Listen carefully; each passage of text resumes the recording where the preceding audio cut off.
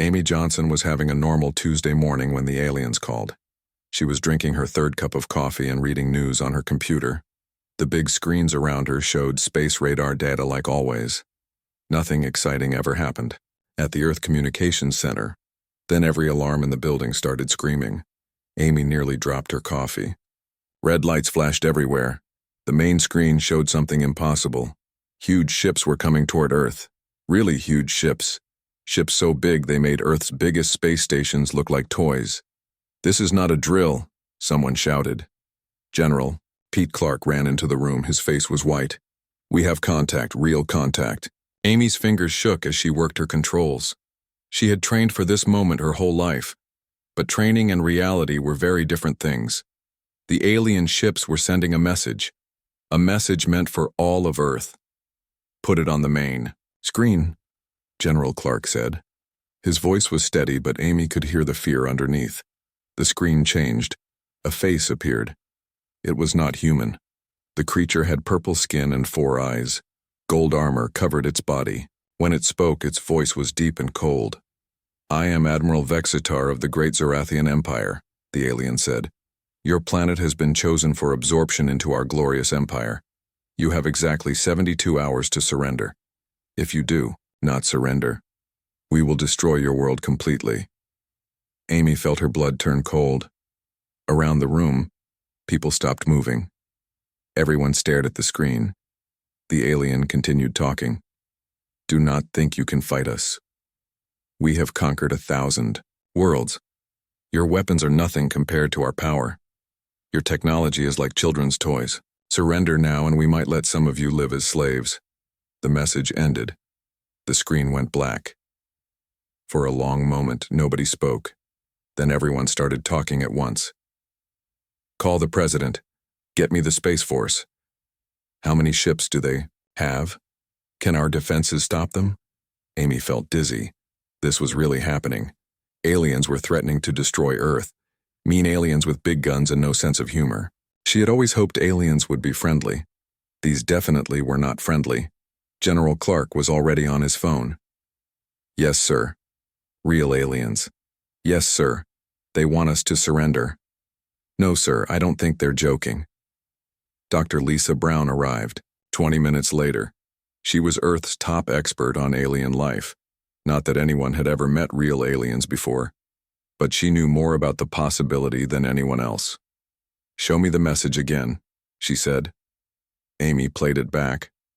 Dr. Brown watched, carefully. She took notes. She asked Amy to replay parts of it. "Interesting," Dr. Brown said when it finished. "Very interesting." "Interesting?" General Clark looked confused.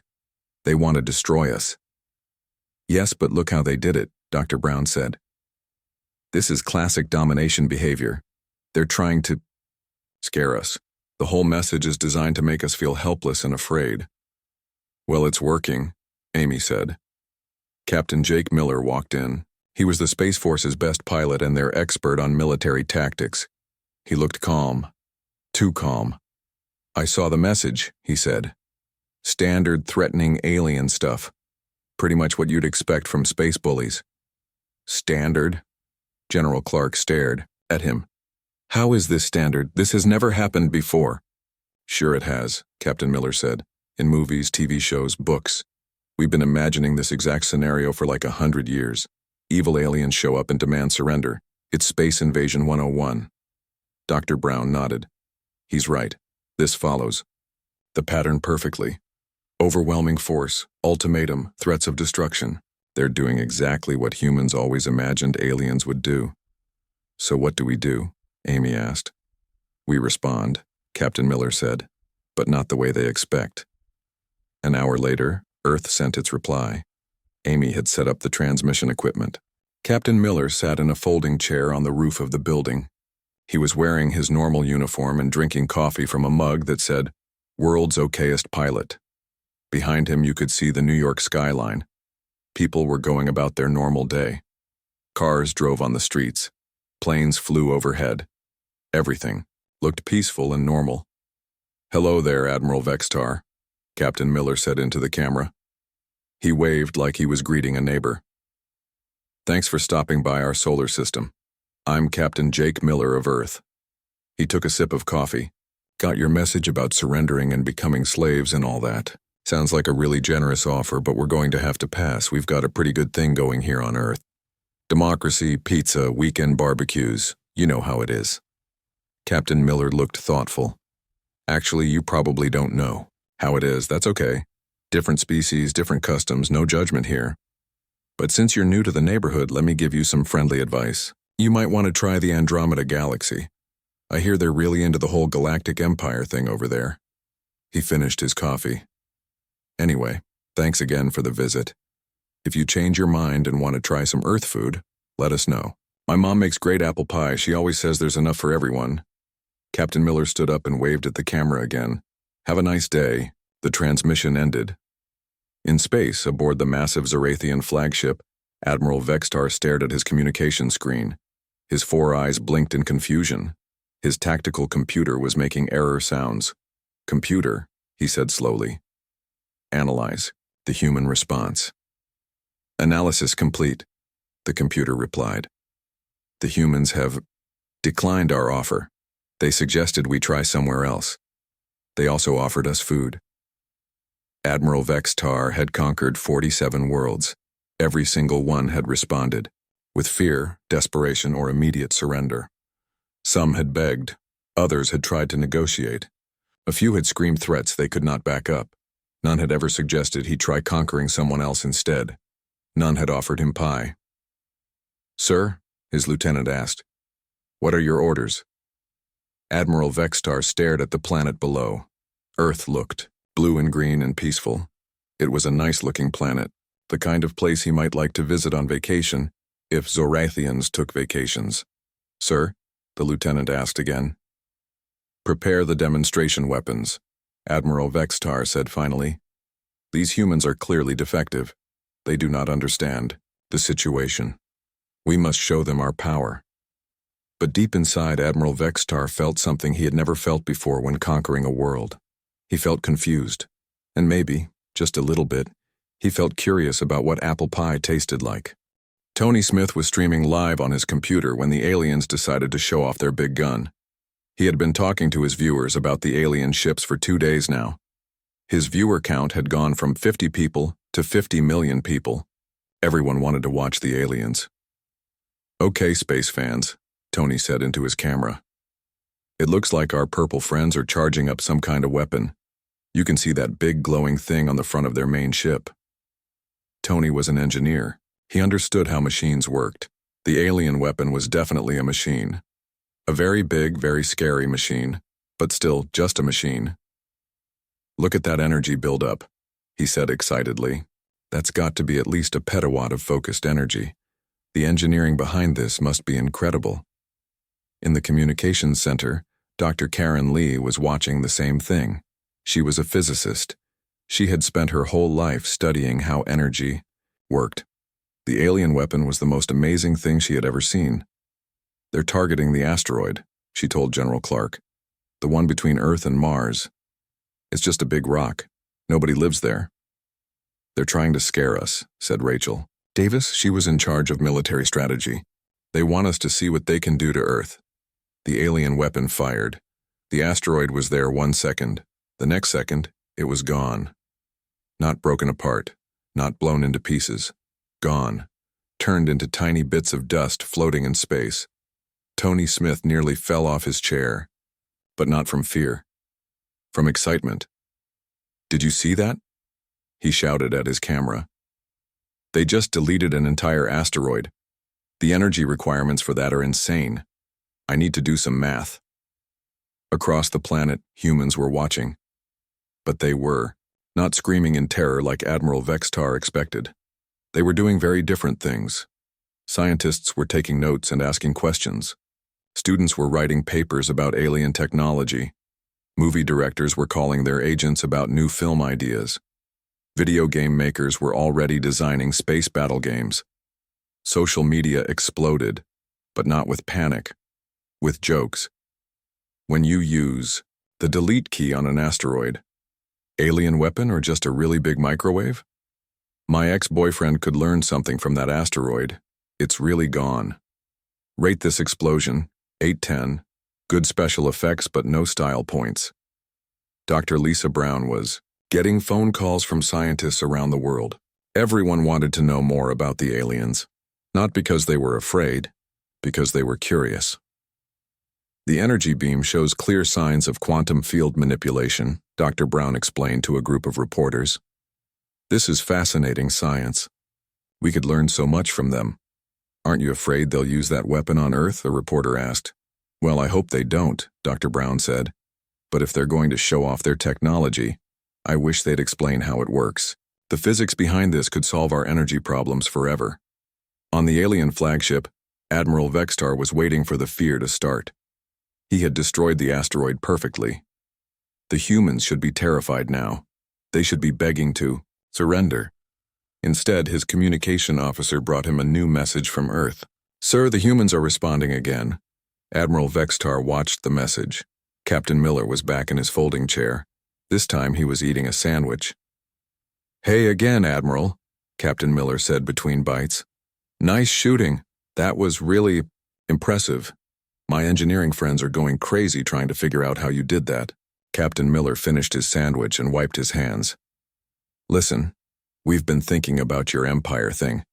We're still not interested in the slavery part. But we are really interested in your technology. That quantum field manipulation is amazing stuff. Captain Miller leaned forward like he was sharing a secret. Here's an idea. Instead of conquering us, why don't we do a technology exchange? We'll show you some of our stuff, you show us some of your stuff. Earth has some pretty cool inventions. We've got this thing called the internet. And pizza, and music. Captain, Miller stood up. Think about it. You could be the admiral who made friends with a new species instead of just blowing them up. That's got to look good on a military record. The message ended. Admiral Vextar stared at the screen. His tactical computer was making even more error sounds now. Computer, explain the human response. The humans were impressed by our demonstration. They want to trade technology. They offered to share something called pizza. Are they mocking us? Admiral Vextar asked. Unknown. They appear to be sincere. Admiral Vextar had never encountered anything like this. The humans were supposed to be cowering in fear. Instead, they were acting like the demonstration was entertainment, some kind of show put on for their benefit. His communication officer spoke up. Sir, we're receiving multiple transmissions from Earth. Thousands of them. What kind of transmissions? Various types, sir. Scientific papers about our energy weapon. Requests for cultural exchange. Invitations to something called a potluck dinner. And, sir? What? Several humans are offering to teach us Earth games. Apparently they think we might be bored. Admiral Vextar felt a headache coming on. Zorathians did not usually get headaches. This was a new experience. Meanwhile, on Earth, Danny White was getting ready to fly. He was a test pilot for Earth's newest spaceship, the UES Liberty. It was not a big ship compared to the alien vessels, but it was fast and smart. We're going out there, General Clark had decided. If they want to show us their power, we'll show them ours. What power? Danny asked. Did you see what they did to that asteroid? Our biggest weapons couldn't scratch their ships. We're not going to fight them, General Clark said. We're going to talk to them, up close. Danny thought this was either very brave or very stupid, maybe both. But he was a pilot. Flying toward impossible odds was what pilots did. The UES Liberty launched toward the alien fleet. As it got closer, Danny could see how huge the alien ships really were. They were like flying cities, beautiful in a scary way. Alien ships, this is the UES Liberty, Danny broadcast. We come in peace, we'd like to have a conversation. The response came immediately. Admiral Vextar's voice was confused and angry. Human vessel, you will return to your planet immediately. We are not here for conversation. We are here for conquest. Get that, Danny said. But conquest seems kind of lonely. Wouldn't you rather have friends? There was a long pause. Friends? Admiral Vextar asked. Yeah, friends. People you hang out with, share stories, maybe grab a beer together. You guys do drink beer, right? Or whatever passes for beer on your planet? Another long pause. We We do not understand your concept of friendship with inferior species. Inferior? Danny laughed. Come on, Admiral. We're all just people trying to make our way in the universe. Some of us happen to have bigger guns, but that doesn't make anyone superior. Danny flew his ship in a wide circle around the alien fleet. He was not threatening them, he was showing off. The Liberty moved like a dancer, spinning and diving between the massive alien ships. Nice flying, came a voice on the radio. But it was not Admiral Vextar. It was a younger alien voice. Thanks, Danny replied. You folks are pretty good pilots, too. Those ships are huge, but you're flying them like they're sports cars. You like our flying? The young alien asked. Are you kidding? I've been watching you guys move around Earth's orbit. The way you positioned those ships was perfect. Classic fleet formation with some personal style. Really nice work. On the alien ship, a young Zarathian pilot named Kexavol looked at his fellow pilots. They had never been complimented by an enemy before. It felt nice. Admiral Vextar was getting more confused by the minute. Nothing was going according to plan. The humans were supposed to be afraid. Instead, they seemed to be enjoying themselves. All ships, he announced, prepare for Phase 2. We will show these humans true fear. But even as he gave the order, Admiral Vextar wondered what Phase 3 would be, because the humans were not reacting like any species he had ever conquered. And deep down, he was starting to wonder if maybe conquest was not the only option. On Earth, people were gathering in parks and on rooftops to watch the alien ships. They brought telescopes and cameras. Some brought picnic baskets. It was turning into the strangest first contact in galactic history. Lieutenant Ben Parker was humming when the space battle started. He always hummed when he was nervous. Today he was humming an old song his grandmother used to sing. It helped him stay calm. All fighters, this is Commander Sam Taylor, came the voice on his radio. The aliens are moving toward Earth. Time to show them what human pilots can do. Ben looked out at the alien fleet. Their ships were still huge and scary. But somehow, after 2 days of watching them, they seemed less scary. More like really big neighbors who had bad manners. Remember, Commander Taylor continued, we're not trying to destroy them. We're trying to talk to them in our own special way. Ben smiled. The human way of talking during space battles was definitely special. The alien fighters came first. They were sleek purple ships that moved fast and smooth. Pretty ships, Ben thought. Much prettier than human fighters. But human fighters were tougher. Here they come, said Maria Rodriguez from the space cruiser UES Freedom. She was the tactical officer. Her job was to coordinate the battle. Ben, you've got 3 alien fighters heading your way. I see them, Ben said. He was still humming.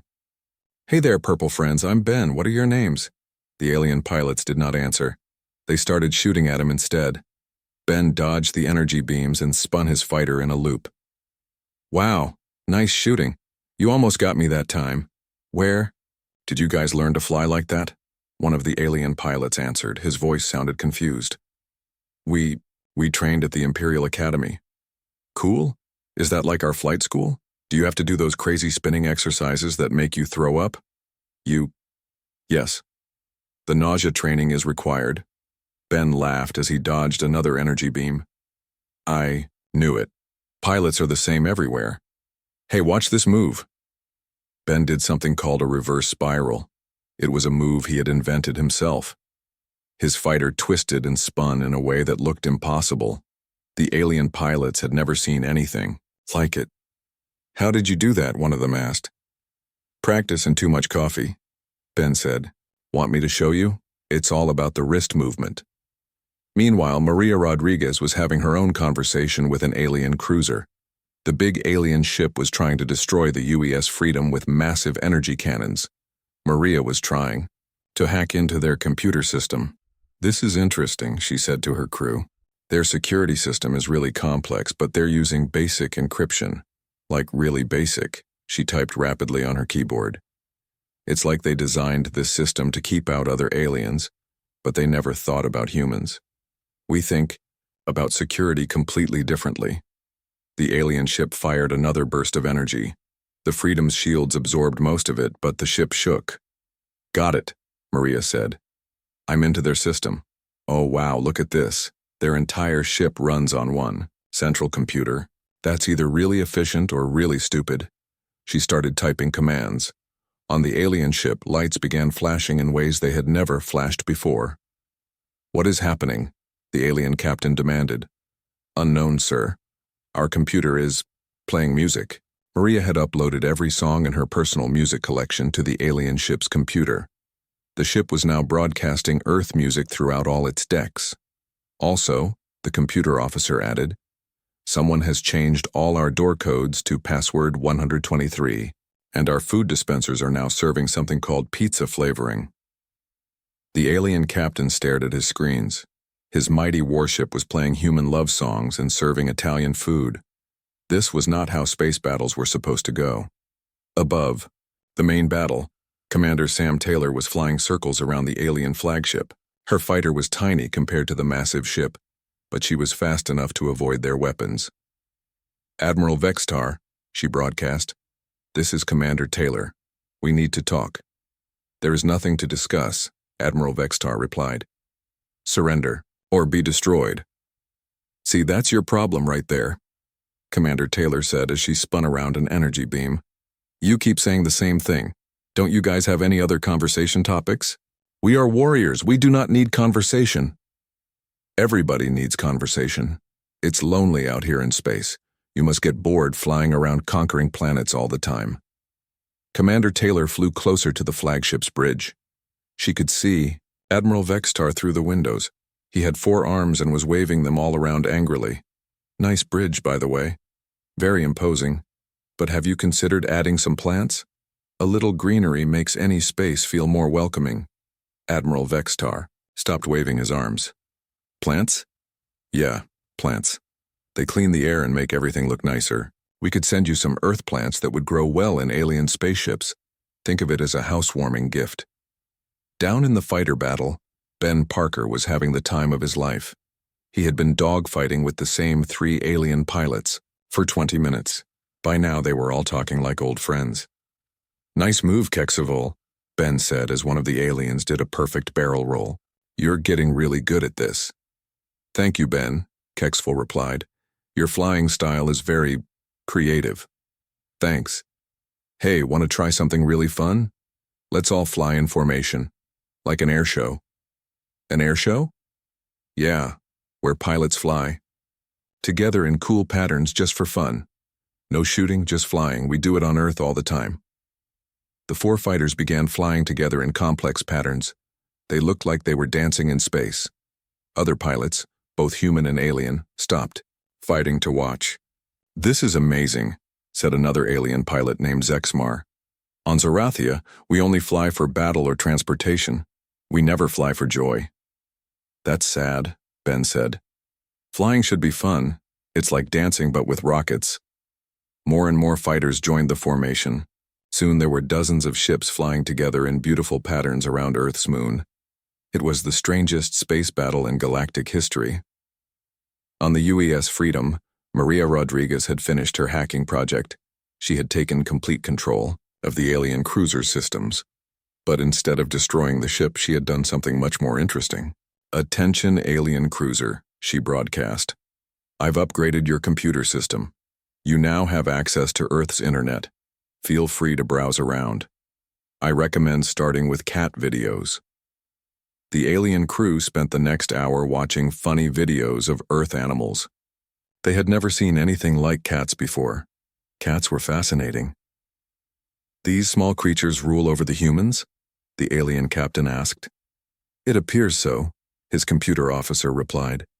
The humans seem to serve them willingly. Remarkable. Perhaps we have underestimated human civilization. Back on the flagship, Admiral Vextar was getting reports from all over his fleet. His ships were not fighting anymore. They were socializing. Some of his pilots were learning human flying techniques. Others were sharing alien technology with human engineers. His own bridge crew was watching Earth television and eating pizza-flavored rations. "Sir," his lieutenant said, "the humans have sent us a formal invitation." "An invitation to what?" "A barbecue. On Earth. This weekend. They say to bring our families."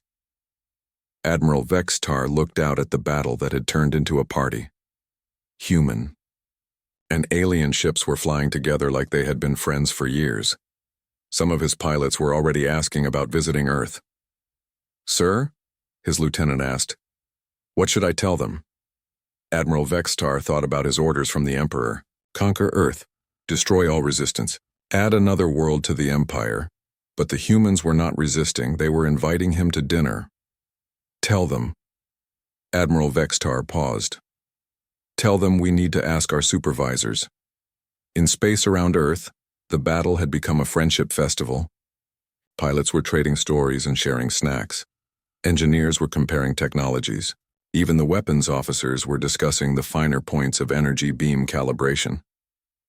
Commander Taylor flew back to Admiral Vextar's bridge window. "So, Admiral, how about that barbecue? My mom makes great potato salad." Admiral Vextar looked at his fleet, then at Earth, then at the small human fighter floating next to his bridge. "What?" he asked slowly. "Is potato salad?"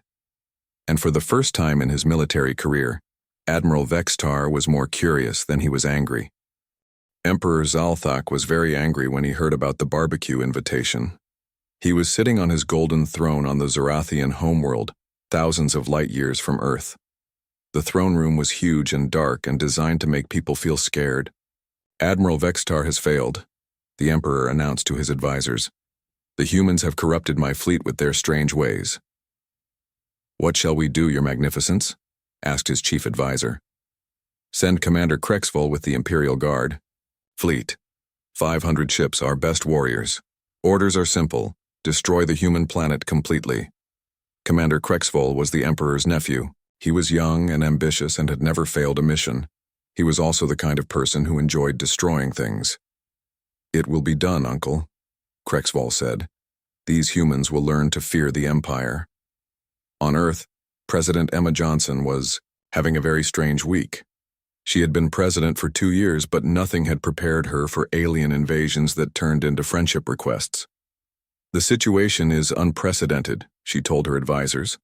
"Half the alien fleet wants to surrender to us. The other half is asking for cooking recipes." Dr. Mike Thompson nodded. He was an anthropologist who studied different cultures. Now he was studying alien culture, which was definitely not in his job description. "The Zorathian Empire appears to be based entirely on fear and dominance," he explained. "When humans don't respond with fear, their whole system breaks down." "So what happens when more aliens arrive?" President Johnson asked. "The new fleet will probably try harder to scare us," Dr. Thompson said. "They don't know any other way to behave." Lieutenant Colonel Janet Walsh was reading intelligence reports about the approaching alien fleet. She was good at understanding military tactics, even alien military tactics. 500 ships, she said, all armed with planet-killer weapons. This new commander is serious about destroying Earth. "Are you worried?" President Johnson asked. "Not really," Janet said. "I think we've figured out how to handle aliens. Now, we just need to be more creative this time." When the new alien fleet arrived, they came ready for war. Commander Krexval had studied Admiral Vextar's reports. He knew the humans were tricky. He would not make the same mistakes. "Attention, Earth," he broadcast. "I am Commander Krexval of the Imperial Guard. Your planet is surrounded. Surrender immediately or face total destruction." Commander Krexval expected the humans to panic. Instead, he got a video reply that made him very confused. President Johnson was sitting in what looked like a talk show studio. There were comfortable chairs and bright lights and a coffee table with flowers on it. "Hello, Commander Krexval," she said warmly. "Welcome to Earth. I'm President Johnson. Thanks for visiting our solar system." She gestured to the chair next to her. "We've set up a nice studio here where we can chat. Would you like to come down and discuss your invasion plans? I think you'll find our approach to interplanetary relations quite refreshing." Behind the president, a banner read, Earth's first galactic talk show, making friends across the stars. Commander Krexval stared at the message. Talk show? What is a talk show? His computer officer looked confused. Sir, our database suggests it's a form of entertainment where beings sit and have conversations. They want to entertain us? It appears so, sir. This was not going according to plan. Commander Krexval had expected begging, pleading, or desperate attacks. He had not expected to be invited on television. While he was thinking, his ship started receiving other transmissions from Earth. Thousands of them. Sir, his communication officer reported, the humans are sending us entertainment. What kind of entertainment? Movies, sir. Music. Something called stand-up comedy. And, sir? What? They're reviewing our fleet formation on social media. The consensus seems to be that we get 8 out of 10 points for intimidation, but we lose. Points for lack of originality. Commander Krexval was getting a headache. Zorathians were not supposed to get headaches from humans being nice to them. Meanwhile, Commander Alex Chen was putting together a special mission. He was in charge of Earth's most elite military unit. But today's mission was not about fighting. We're going to infiltrate the alien flagship, he told his team. But we're not going there to attack it. What are we going to do? Asked Sergeant Lisa White. We're going to redecorate it. The team stared at him. Sir? Said Corporal Danny Brown. The aliens keep talking about how superior they are, Commander Chen explained. But have you seen their ship designs? All dark and scary and uncomfortable. No wonder they're always angry. We're going to show them how to make their spaceships more livable. You want us to interior decorate an alien warship? Exactly.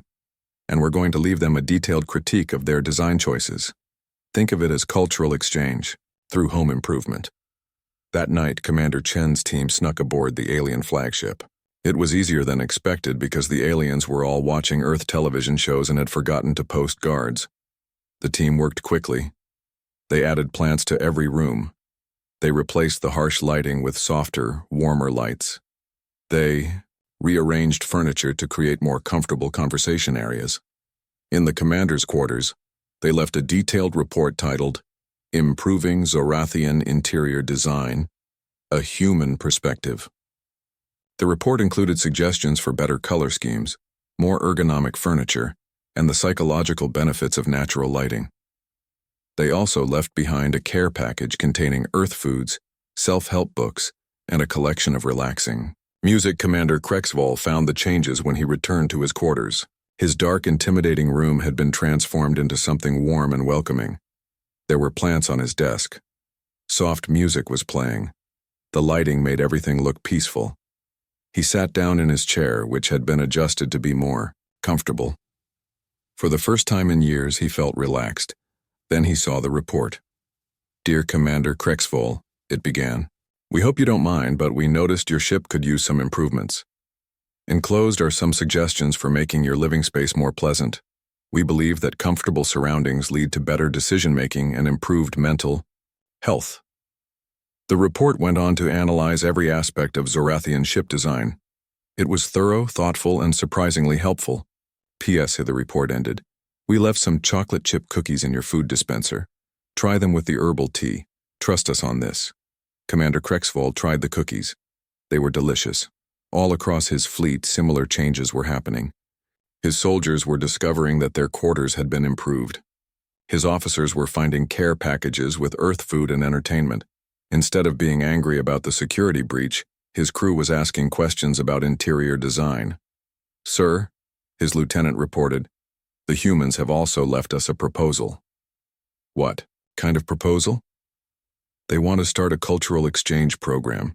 They'll teach us about Earth music, art, and cooking. In return, they'd like to learn about our technology and history. They want to learn from us. Yes, sir. They seem genuinely interested in Zorathian culture. Commander Krexval looked around his transformed quarters. The plants were nice. The music was soothing. The cookies were excellent. Sir, his lieutenant asked, what are your orders? Commander Krexval thought about the Emperor's orders. Destroy Earth. Show no mercy. prove the Empire's superiority, but the humans had already proven something else. They had proven that there were other ways to interact besides conquest and fear. "Get me a communication link to Earth," he said finally. "Yes, sir. What message should we send?" Commander Krexvoll looked at the report on his desk. Then he looked at the plants. Then he tried another cookie. "Tell them," he said slowly, "that we'd like to accept their invitation to the talk show, and ask them if they have any more of those cookies." On the Zorathian homeworld, Emperor Zalthak was about to receive the most confusing report of his entire reign. His nephew, his best commander, his most loyal warrior, was about to ask permission to appear on human television, and across the galaxy, other conquered species were starting to wonder why they had never thought to offer their conquerors cookies. The talk show was broadcast across the entire galaxy. Billions of beings watched as President Johnson sat down with Commander Krexvoll in the comfortable studio on Earth. "So, Commander," President Johnson said, "tell us about yourself. What's it like growing up in the Zorathian Empire?" Commander Krexvoll looked nervous. He had conquered 12 planets, but he had never been on television before. "It is structured," he said carefully. "We are taught from birth that strength is everything, that conquest brings honor, that other species exist only to serve the Empire." "That sounds lonely," President Johnson said gently. "Lonely?" Commander Krexvoll looked confused. "Warriors are not supposed to feel lonely. Everyone feels lonely sometimes. It's normal. The important thing is finding friends and family who care about you." Dr. Ashley King, who was sitting nearby, leaned forward. She was leading Earth's new cultural exchange program. "Commander, we've been studying Zorathian history. Your people used to be artists and scientists. Before the Empire started, you created beautiful music and amazing architecture. What happened to that?" Commander Krexvoll was quiet for a long moment. "The Emperor says art makes warriors weak." "Do you think that's true?" President Johnson asked. I do not know. I have never tried to make art." Dr. King smiled. "Would you like to try? We have art supplies here." While the galaxy watched, Commander Krexvoll picked up a paintbrush for the first time in his life. His hands shook as he made the first stroke on the canvas. "What should I paint?" he asked. "Paint whatever makes you happy," Dr. King said. Commander Krexvoll painted his home planet. Not the dark industrial world it had become, but the green, beautiful world his grandmother had described in secret stories. A world with forests and rivers and cities that looked like flowers. When he finished, he stared at the painting with wonder. "I made this," he said softly. "You did," President Johnson said. "And it's beautiful." Across the galaxy, other Zorathians were watching. They saw their commander, their fierce warrior, creating something beautiful instead of destroying something. Many of them began to remember stories their own grandparents had told them. On the Zorathian homeworld, Emperor Zalthak was furious. "Turn off that broadcast," he shouted. "This is corrupting our people." But it was too late. The signal was being rebroadcast by thousands of planets. Species that had been conquered by the Empire were sharing the transmission with their hidden communication networks. The Emperor's own children were watching from their rooms in the palace. Prince Velthak and Princess Zelvara had never seen their uncle paint before. They had never seen him smile. "Father looks angry," Prince Velthak said. "Father is always angry," Princess Zelvara replied. "But uncle looks happy." The princess had always wondered what it would be like to make art instead of war. The humans were saying it was possible. Meanwhile, Captain Steve Wilson was getting ready for the most important mission of his life. He was going to command the first mixed human-alien crew in galactic history. "Nervous?" asked Lieutenant Colonel Janet Walsh. "Terrified," Captain Wilson admitted. "I'm about to fly a spaceship with aliens who were trying to destroy Earth a week." "Harrison, look at it this way," Janet said.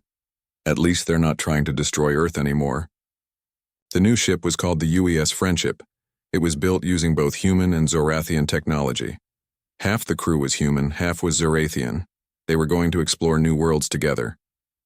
"Captain Wilson," came a voice on his radio. It was Kexaval, the alien pilot who had become Ben Parker's friend. The Zorathian crew is ready for departure. How are they doing? Captain Wilson asked. Very excited, sir. Most of us have never been on a mission where we were not ordered to conquer someone. What's it like? Different. Better. We are looking forward to making new friends instead of new enemies. The UES friendship launched with great ceremony. Representatives from dozens of species came to watch. The Zorathian Empire was changing, and everyone wanted to see what would happen next. On Earth, Ambassador Julie Carter was busy with the strangest job in human history. She was Earth's representative to the new Galactic Friendship Council. The Idodi Rigelians want to join, she told President Johnson. So do the Centaurians and the Taucedians. Apparently, the idea of a galactic community based on cooperation instead of conquest is spreading. How many species want to join so far? 47. And more are asking every day. The old Zorathian Empire was falling apart, not through war or revolution, but through friendship. Species that had been oppressed for centuries were declaring independence and joining the new alliance. Emperor Zalthak tried to stop it. He sent fleets to force rebellious worlds back into line. But his own soldiers were refusing orders. I will not attack civilians who want to be free, Admiral Vextar announced when ordered to destroy a rebel world. I quit the Imperial Navy. Within days, most of the Imperial fleet had joined him. The final blow came when the Emperor's own children asked to visit Earth. I want to learn about art, Princess Zelvara said. I want to learn about democracy, Prince Velthak added. You are my heirs, the Emperor shouted. You will inherit this empire. We do not want an empire based on fear, the princess said quietly. We want to build something better, the prince nodded. The humans have shown us another way to live. Emperor Zalthak sat alone on his throne as his empire crumbled around him. His advisors had quit. His armies had defected. His own children had abandoned him. But then something unexpected happened. Dr. Ashley King arrived at the Imperial Palace with a small delegation from Earth. Your Majesty, she said politely, we'd like to talk. Come to gloat? The Emperor asked, bitterly. No, we came to offer you a job. The Emperor stared at her. A job? We're starting a cooking show, Dr. King explained. It's called Cooking Across the Galaxy. We need someone who knows about Zorathian cuisine. Your nephew mentioned that you make excellent soup. You want me to cook on television? If you'd like to. We think people would enjoy learning about different galactic cultures through food. It would be a way to bring species together. Emperor Zalthak looked around his empty throne room. He had spent his life trying to conquer the galaxy through fear. Now the humans were offering him a chance to unite it through soup recipes. I have not cooked in many years, he said slowly. That's okay, Dr. King said kindly. We can start. Simple. Maybe just a basic broth recipe? 6 months later, the cooking show was the most popular program in galactic history. The former Emperor Zalthak, now just called Chef Zal, was teaching millions of beings how to make traditional Zorathian dishes. His co-host, Dr. King, would ask questions about Zorathian culture while they cooked. Slowly, people began to understand that the Zorathians were not evil. They had just been led by leaders who were afraid and angry. The secret ingredient, Chef Zal explained as he stirred a pot of soup, is not just the spices. It is the love you put into the food. When you cook for others, you are taking care of them. Admiral Vextar, now the head of the Galactic Peace Corps, watched the show from his new office on Earth. He was in charge of helping former enemies become friends. It was much more satisfying than conquest. Captain Wilson returned from his first exploration mission with the mixed crew. They had discovered 3 new planets with intelligent life. Instead of conquering them, they had invited them to join the Galactic Friendship Council. How did it go? President Johnson asked. Better than expected, Captain Wilson said. It turns out that most species actually want to be friends. They were just afraid to try because of the Empire. And the Zorathian crew? They're natural explorers and scientists. They loved discovering new things. I think they were always meant to explore the galaxy, not conquer it. Ben Parker was now the head of the Galactic Flight School, where human and alien pilots learned to fly together. Kexavoll was his co-instructor. Today we will practice formation flying, Kexavoll announced to a mixed class of human and alien students. Remember, flying is not about competition. It is about working together to create something beautiful. The students, representing a dozen different species, took off together. They flew in perfect harmony around Earth's moon, their ships creating patterns of light against the stars. On the former Zorathian homeworld, now renamed New Harmony, children of different species played together in parks. The dark industrial buildings had been replaced with schools and art centers and community gardens. Prince Velthak, now president of New Harmony, was working with human engineers to clean up the pollution left by centuries of industrial war production. Princess Zelvara had become a famous artist. Her paintings of a galaxy at peace hung in museums on hundreds of worlds. And in a small restaurant on Earth, former enemies sat around tables sharing meals and stories. Humans, Zorathians, Rigelians, and dozens of other species all eating together, like old friends, because that's what they had become. The galaxy was no longer divided into conquerors and conquered. There were just neighbors, learning about each other and helping each other and sometimes sharing really good soup recipes. It had all started with a simple idea, that the best response to threats was not fear or anger, but laughter and friendship. And, as it turned out, friendship was the most powerful force in the universe, much more powerful than any planet-destroying weapon, much more lasting than any empire built on fear.